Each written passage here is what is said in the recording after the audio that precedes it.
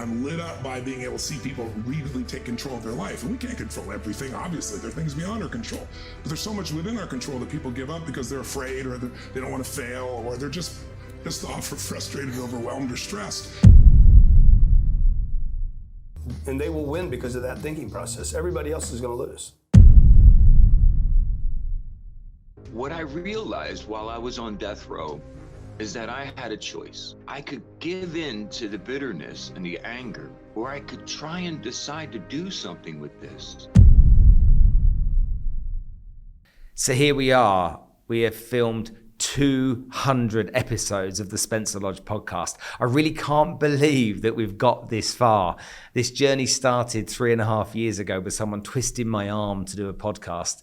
And now I look back on over 200 episodes of 200 incredible people that I've been able to meet, learn their stories, be inspired by, be motivated by, and hopefully you've got some benefits from it too. But today what I'd like to do is go and have a look at some of those episodes, and a few highlights that maybe we can share together.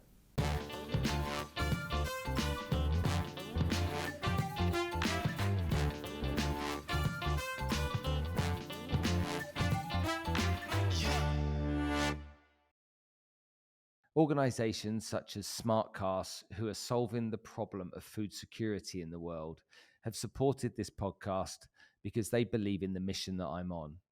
When you understand the work that they do at trying to solve the problem with this massive population growth we've been having over the years, and providing a way of bringing food safely to everybody, it really is something I admire.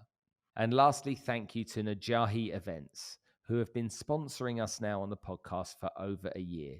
Najahi bring motivational speakers to the region to help inspire, educate, and motivate you to achieve better success and live a better life. So many people have been impacted by Tony Robbins over the years. I'm one of them. I'm a fanboy of Tony Robbins.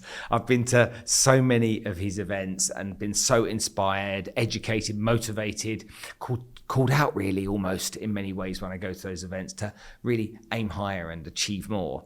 To get the chance to interview him one-to-one, that literally was a dream come true. And when it was half made possible, there was no way that I wasn't going to jump on it.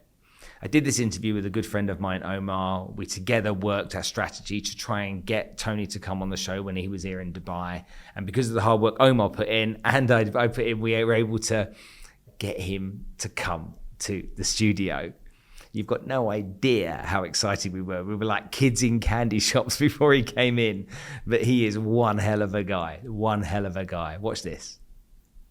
What are the odds of Tony Robbins actually coming here? And we were thinking to ourselves, let's record this personal invitation. Let's try to get in touch with the publicist and all this. And we didn't think for a second that he would actually turn up. But the one cool thing about this entire experience, even though I kind of know it in the back of my head, is if you don't try, it's just never going to happen. There's nobody broken. You don't need to be fixed. You might have some behaviors that don't work. You might have some habits. You might have some thinking habits, emotional habits. And we're the only humans, the only creatures that should say on the planet that can think a thought and get ourselves angry. Think a thought and get worried. Think a thought and get excited. Think a thought and feel grateful. Think a thought and be pissed off. And most of us just don't know how to run the show. You can see me there. They say, don't meet your heroes. Yeah, whatever you do, don't meet your heroes. Rubbish. Meet your heroes if it's Tony Robbins, for sure. I'm a big believer in immersion as the way to master something as opposed to dabbling and learning a little bit here and there. The secret to living is giving. I know it sounds corny, but I had a tough time in my life. I remember I was driving on the street in this 1968 Volkswagen. I was working so hard and I was so frustrated. Things weren't going the way I thought they should. And I was like, what's wrong? And then I pulled over the side, and I still have today this written journal about the secret to living is giving. I started crying because I lost the giving mode. I've gotten into the business mode. So authentic, isn't he? So real. And if you've been to any of his events, you'll know exactly what I mean by that. My next guest is somebody that has been through a trauma that no one should ever have to experience in their life. This was the most downloaded episode of the podcast, has been ever since. And when I heard this story, I knew that you guys, my audience, needed to hear it.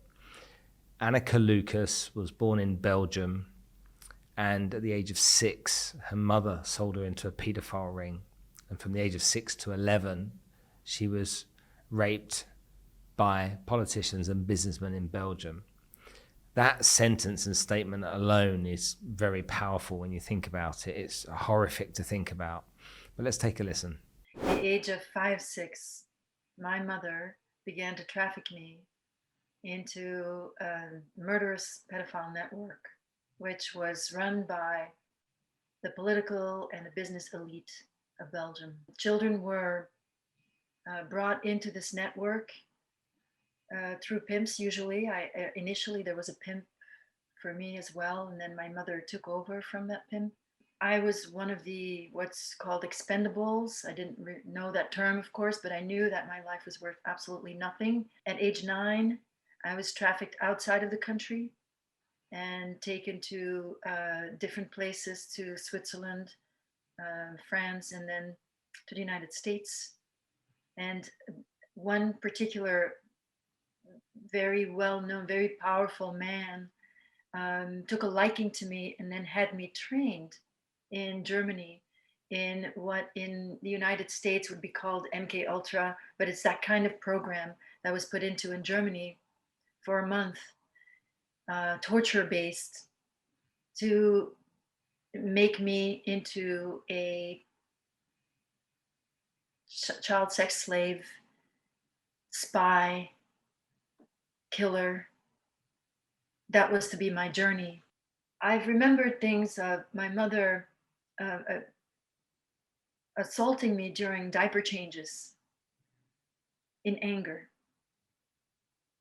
And then what felt like laying in dirty diapers for way too long.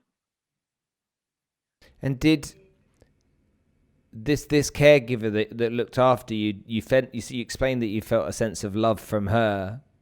Did you feel a sense of love from your mum? No, never.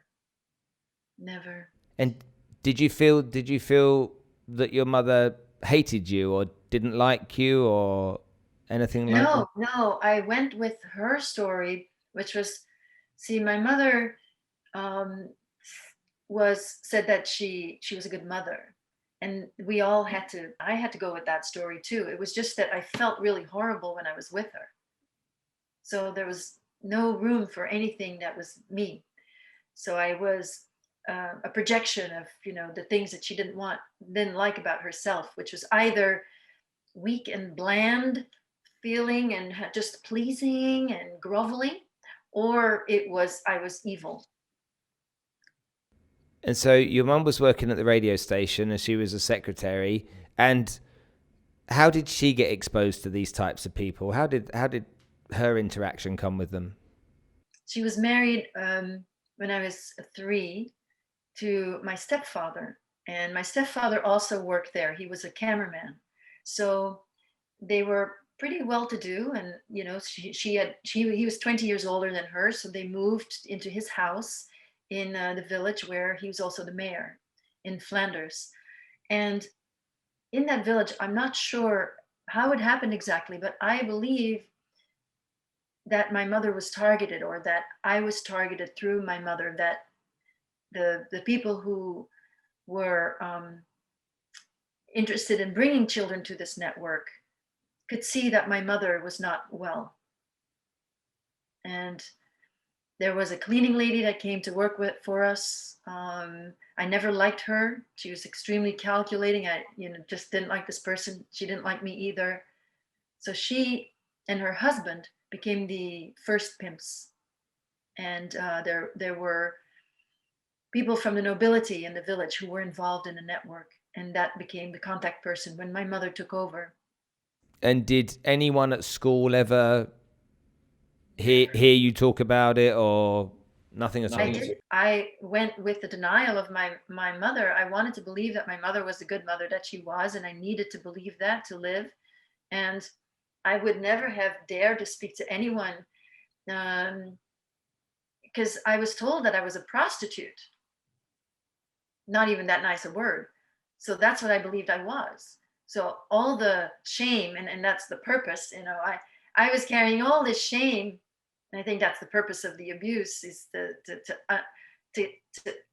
unload the shame that the perpetrators can't hold themselves. So they get into that cycle.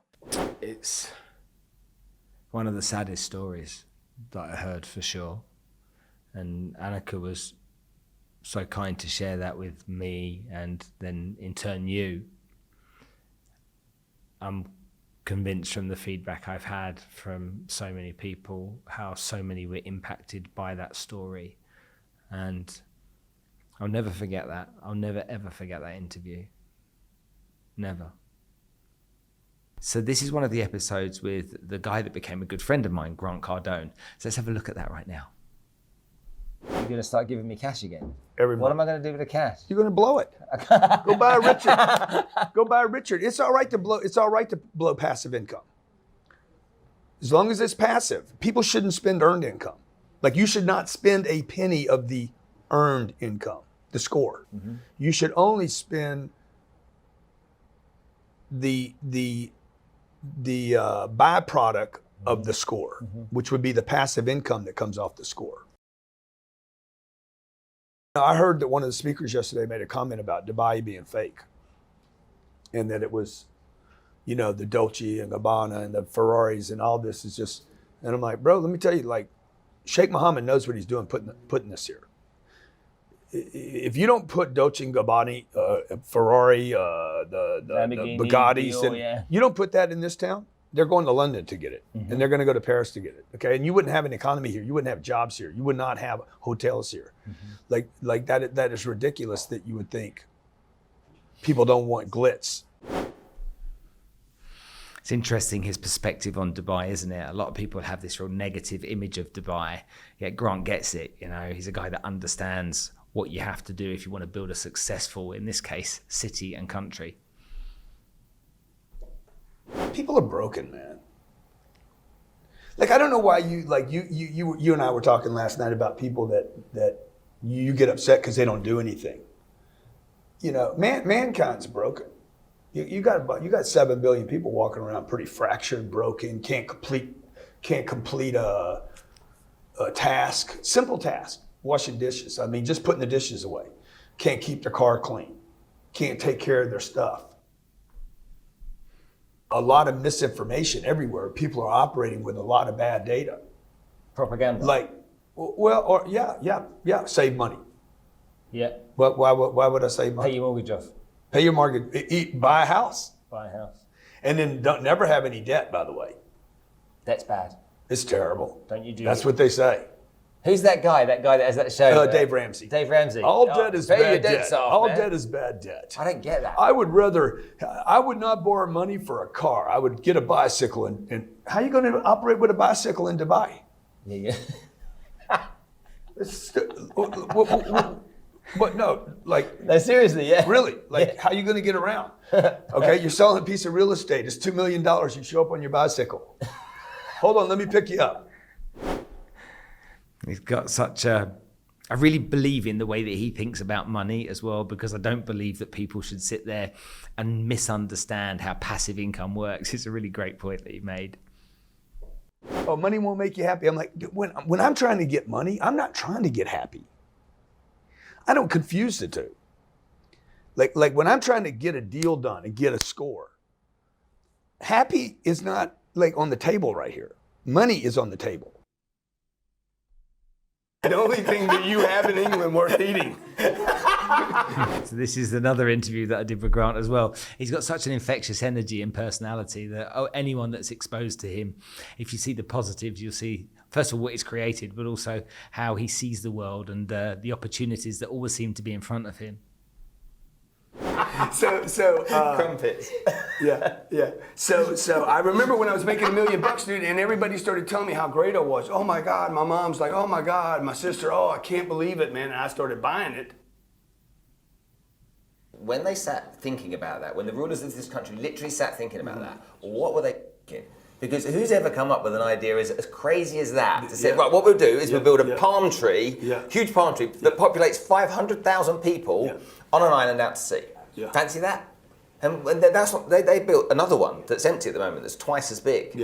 And so for me, it's always like, what were you thinking? And I came here 15 years ago and a lot They're of this thinking wasn't we're there. going to do something so big that nobody else can duplicate it. Nobody else will have the courage to do it. Nobody else will put money at risk. Yeah. We're going to create something so big, so massive, and it will become an unstoppable location in the universe. Mm-hmm. So, and they will win because of that thinking process. Everybody else is going to lose. You know, it's really interesting when you've got 10x as Grant Cardone's approach to life, 10x everything. And it's just so aligned with the UAE. It's just like that. We're going to do stuff that you can't even imagine. And Grant's got that same mentality. Really, really interesting looking back at this for me. Because the think is so massive. This is exactly what the 10X rule was based on. That book was really the book that made me was that book. And it's just based on the concept of Dubai. It's make something so big that no one can even they're like, leave Dubai alone. I just have to be my little village. Yeah, I can't compete with that. I can't compete with it. And basically, your competition surrenders. These entrepreneurs or people that have built hugely successful organizations and businesses, they've got that whole kind of sales genius. They get that it matters. Yeah. Yeah, I just so wish that would be welcomed by the world. Yeah. Because I met a girl in a bar when I was 18 years old.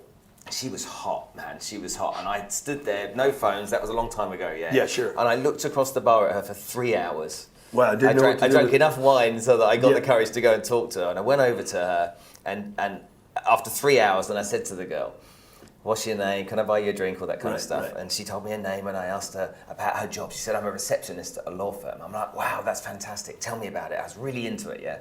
This went on for 30 minutes. And she said, well, what do you do? And I went, I'm a salesman. And literally, she went, why did I have to meet a salesman tonight? Oh my gosh. And it put a real something inside of me that put a chip on my shoulder forevermore to want to kind of defend and protect the rights of salespeople. Because great salespeople should be respected, and it's an industry where even if you're good, people, going back all those years and even today, they just don't look upon it in the same positive way. Yeah, I think part of that though is the salesperson needs to quit acting like a salesperson, needs to start acting like a businessman or a businesswoman. And I know the marketplace is just not going to respect somebody that works for a commission. It's just not going to do it. And I mean, I'm working a deal right now with a guy that I gave him the opportunity to go to every bank, any bank he wanted to, Fannie Mae and Freddie Mac, which are big GSA government agencies that lend money on multifamily apartments, and any life insurance company. He had 3 weeks to do the deal. It was how much? It was a $140 million deal. It was a $90 million loan. It's going to pay him $450,000 or something. Some bank calls me last Monday. The guy took too long. The deal goes into fatigue, right? Yeah. When a deal takes too long, this is part of what salespeople say. The more time you spend with them, the better off you are. It's not true. That deal took too long to close. Some bank out of nowhere calls me last Monday and says, hey, do you have anything in South Florida we could provide you financing for? We really want to earn your business. And I told Ryan, I said, throw this deal at them. They come back with this freaking stupid offer. I said, dude, I'm taking it. What about these other guys? Yeah, what about them? Sorry. So last night I told the guy, I said, dude, I just got a better loan. If you can match it, I know you can't match it. There's no way you can get there. And he's like, oh my God, I can't believe this. This is the worst thing. This is the worst thing that's ever happened to me. I can't believe I'm being treated like this. I'm like, dude, you're a grown man. You're a grown man. Quit acting like this, okay? You're embarrassing yourself and the profession. Stop it. He's like, let's have a breakup fee. I said, a breakup fee? You ain't my girlfriend. This isn't a divorce, dude. You're not getting this deal. It's just be a professional. Act like a business person right now, not be completely worried about your commission. So I think the salesperson, the thing I would say is, and I made this mistake, for 20 years, I was a salesperson. From 30 to probably 50, 51 years old. I was running businesses, but acting more like a salesperson than I was a businessman. And when I made the shift and said, hey, you need to become a businessman now. You need to become a legitimate businessman. What does that mean? It means you're not worried about your commission now. You're spending money. You got payroll. You're spending money on people. You're not complaining about employees. You're not trying to keep all the money for yourself. You're adding people. You're not complaining about time anymore. You're buying time. What do billionaires do? They buy time. Okay? They don't have one person. They don't work 40 hours a week. They work 40,000 hours a week because they buy time. That's why Dubai is what it is. I got 3 people. I go to my room, I got 3 people going to the room with me. I'm like, who funded all this shit? This is the best deal on the planet, dude. For whatever I'm paying a night. I don't know what we're paying for that room. It's not cheap. I got one guy tending to me, another guy watching the guy tending to me, and another guy watching the tender to the tender. Right? And another guy outside waiting to pick up the phone in case I need something. That's pretty cool. Valuable advice, huh? Maybe we should all think a little bit more like that when we're in business than sometimes the way that we do. So this is Nick Yarris, who was on death row for more than 20 years for a crime he didn't commit. This is probably one of the most moving interviews I've ever done. Now, it was also the first podcast that I did live with a live audience on social media. And I don't think I spoke for 45 minutes while Nick was telling this story, this horrific story, but so beautifully. He really moved me, this guy. And for those of you who don't know, at the very early age in my life, I had a very traumatic experience that allowed me to do all of the wrong things in life. Basically, I ended up in prison for a crime that I didn't commit, and I was sentenced to die. But the real story behind everything is what I did with that. I used all of the pain, suffering, and an endurance test of prison to eloquently answer every part of it with kindness. My development since prison has been a 16-year-long effort to teach people about neuroplasticity healing. Right now, the number one threat to all of us is our mental health. And the terrible thing is, we really need to use everyone and everyone's past experiences to find a way to navigate through this stress. What I realized while I was on death row is that I had a choice. I could give in to the bitterness and the anger, or I could try and decide to do something with this. And it comes down to a finite moment every one of us understands. Whether it's in a relationship or in our personal lives, we come to the Mendoza line where we know we can't go any further, but we have to make a decision. Do we continue on knowing it's to our detriment, or do we try somehow to find something within us to change? Such powerful stuff coming from Nick. The experience that he went through, it truly is unimaginable. As much as he tried to explain what it was like, the thought of being on death row in prison for a crime you didn't commit and you had no part of, weren't even at the scene, to be treated essentially like an animal all of those years,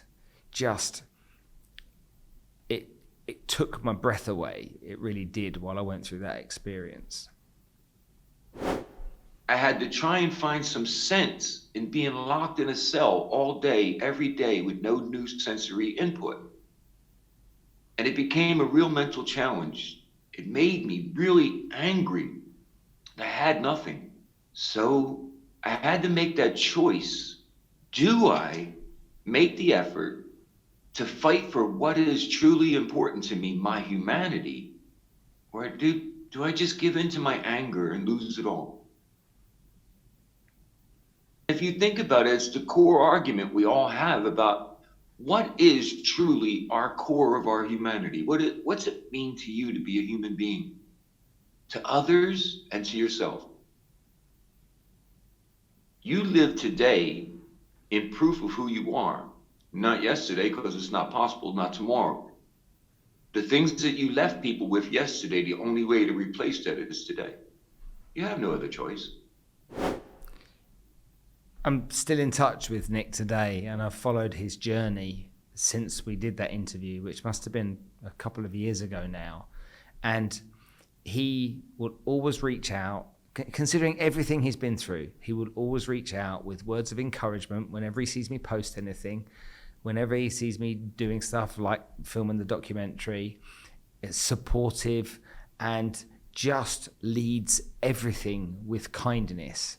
And if there was anyone out there that would have arguably a right not to need to be kind, I'd think it was Nick.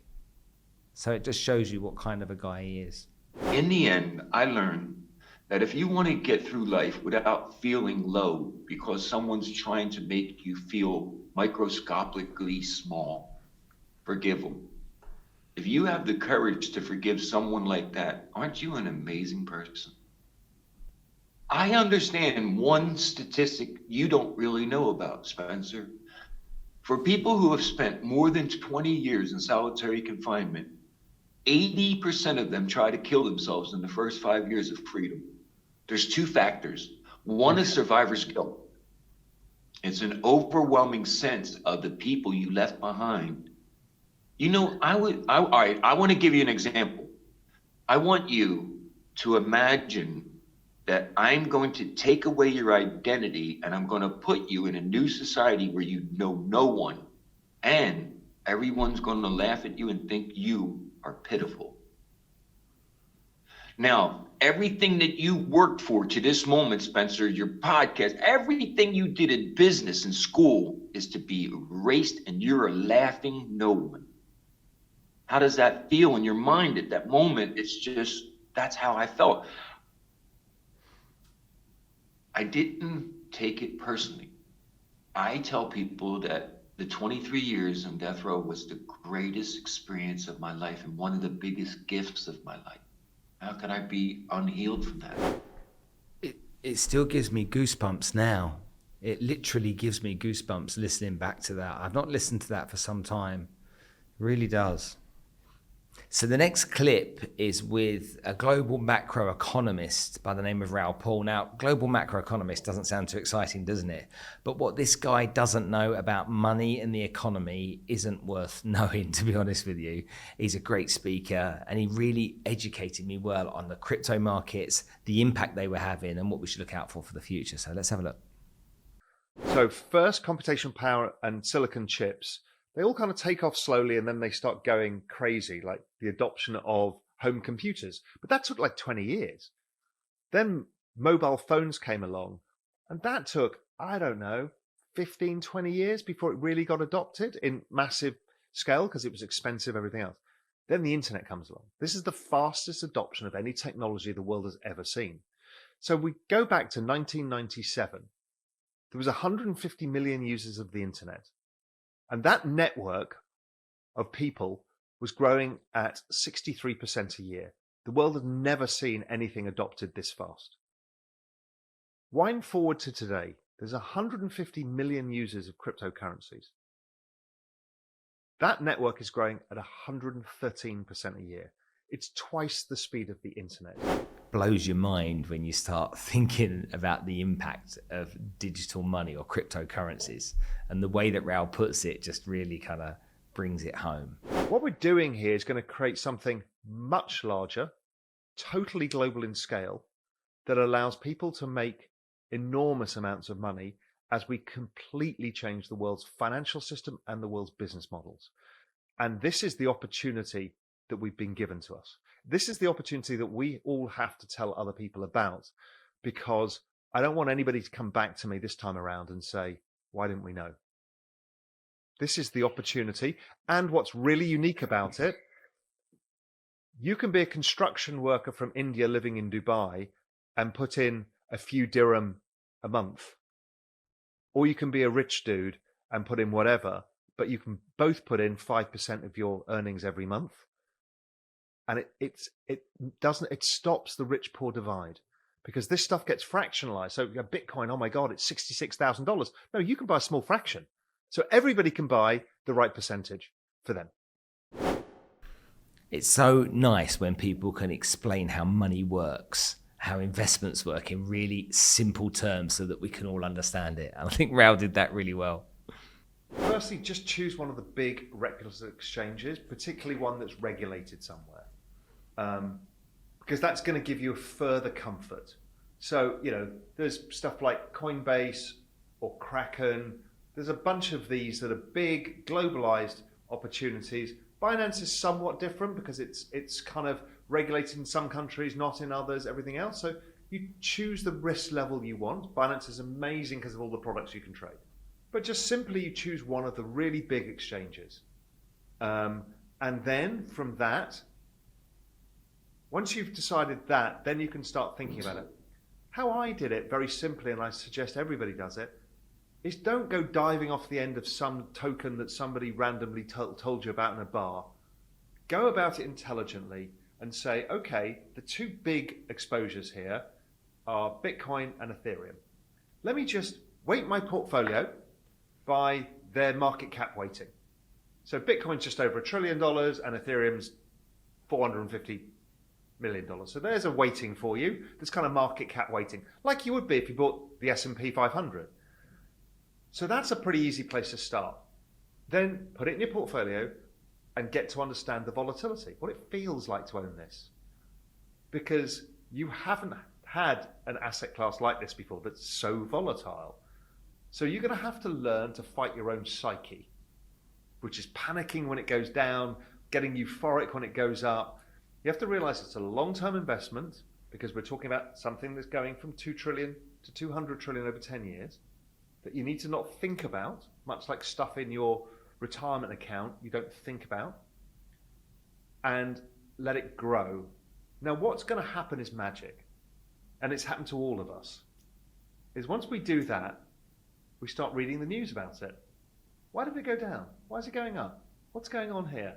Oh, that's interesting. Oh, but what does this new token do? Oh, that's interesting because that's a bit different to this one. And before you know it, you learn by osmosis. It becomes easy. If I say to you, I think the best thing in the world is to buy Terra Luna, you're going to go, sure, and buy some. You have no idea what that is or why you're doing it.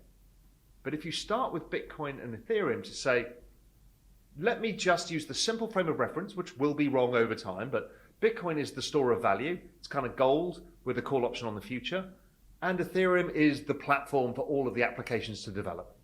So if I think of those two things, I'm kind of covering the entire space for the initial thing because so much is built on Ethereum. Once you've got that, you'll open your mind.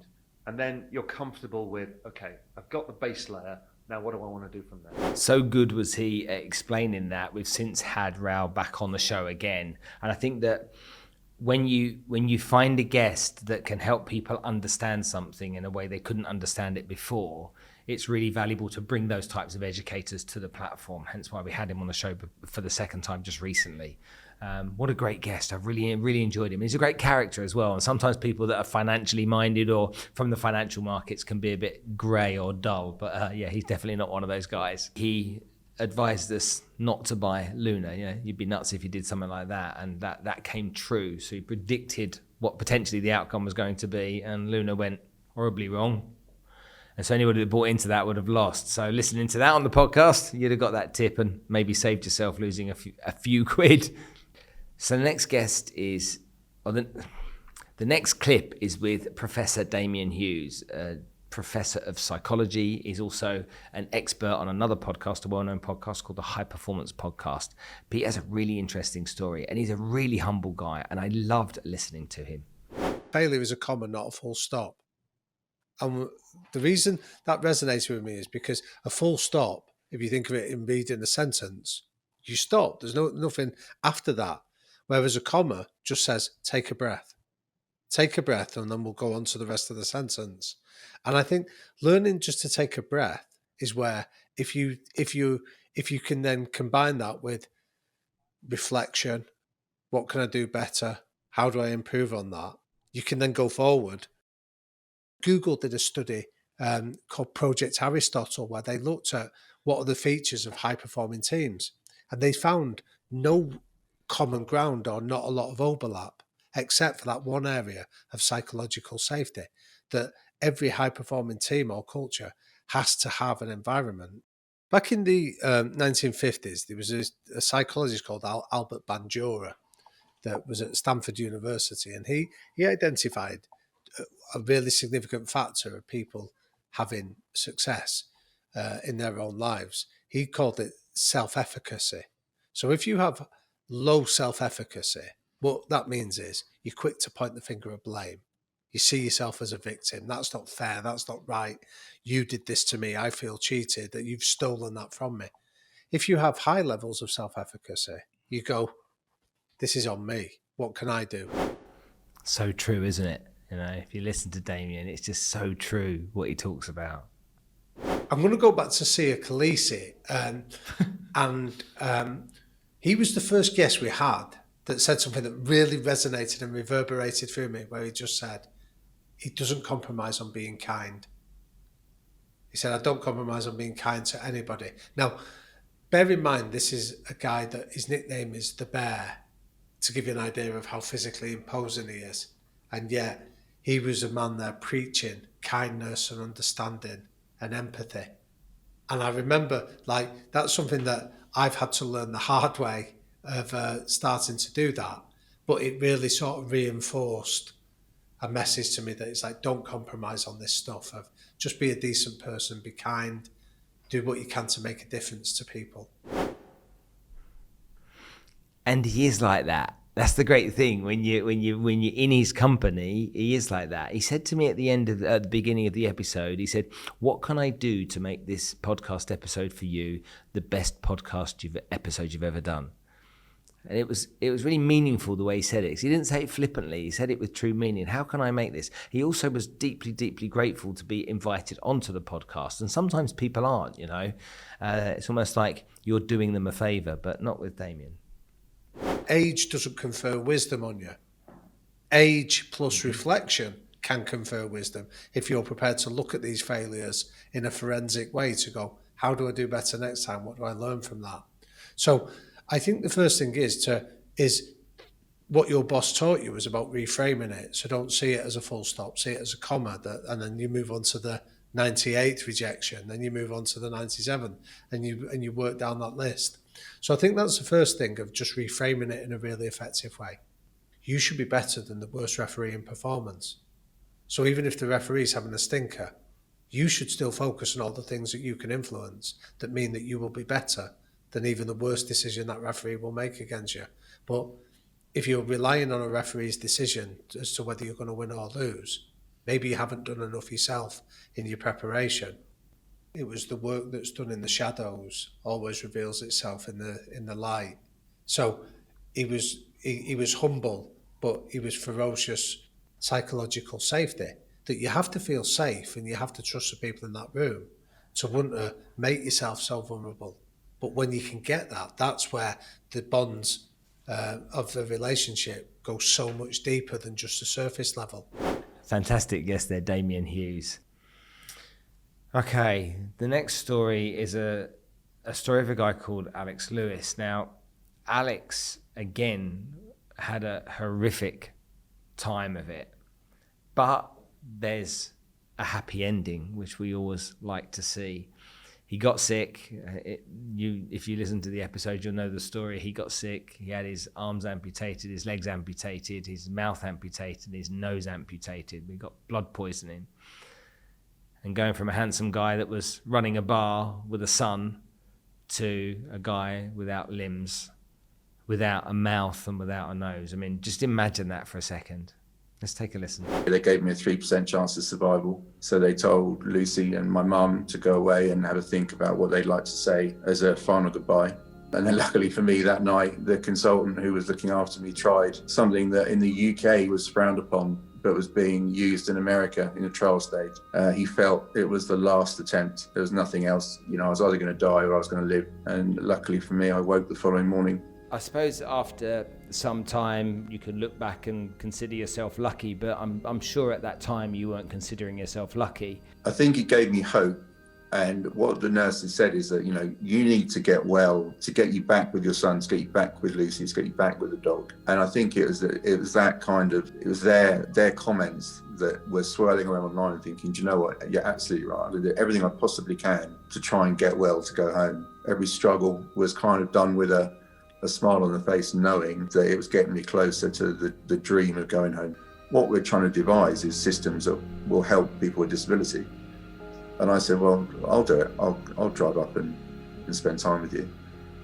So that led from Imperial. We then got involved with Southampton and Bournemouth and Portsmouth and Loughborough, Lisbon, Ethiopia, universities all over the world. And the Southampton guys, I did a 6-month GBDP, they call it. And I said, look, I want you to devise a 4-wheeled hand cycle. It needs to be solar panelled. It needs to have some batteries on the back to give me assistance. And it's got to get up to 30% gradient. And eventually we will take it to Ethiopia and we'll hand cycle up that highest mountain. So it was a bit of a pipe dream. It was a fag packet idea, to be honest. We presented to the university. Bless those students, they created an amazing vehicle. And that's what we did. We took it out. We raised money in London to fund the wheelchair facility. And we set that up when we were over there. And we cycled up their highest mountain, which is about 4,500 meters high.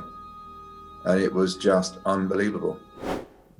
This remarkable story is a guy that went through an unimaginable experience, had his limbs amputated, his mouth and his nose, just picture that for a second, then looked positively at life because he was still alive.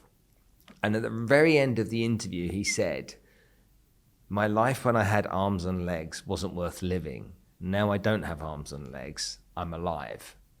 And that's a guy that's gone on to kayak around Greenland, climb a mountain in Ethiopia, raise enough money to provide prosthetic limbs to everybody under the age of 7 in the UK. He found mission and purpose out of what a lot of us would be fairly waving the white flag for normally. Another incredible guest. I'm so absolutely delighted as I look back at this to remember those stories and those people who inspired me and motivated me, because when you hear those stories, what's my excuse? If I want to wake up and complain and moan about something, what's my excuse? People have had it so much worse than me. And there's me here 200 episodes in, and I can't wait for the next 200.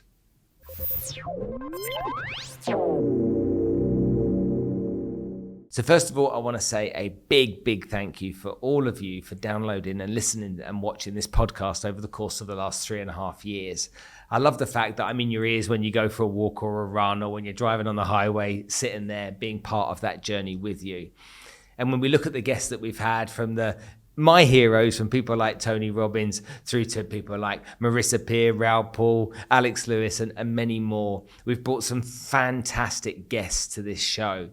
And over the course of the next 2 years, we're going to bring even better guests for you. We're going to bring you more incredible and amazing stories and other people out there that really do make a difference in this world so that they can inspire us all, you included. What I'd like you to do right now is to take your favorite episode, either go to YouTube or go to your podcast app and share your favorite episode with somebody that you think would benefit from it too, so that they can get the same experience that you did too. And I'll see you soon.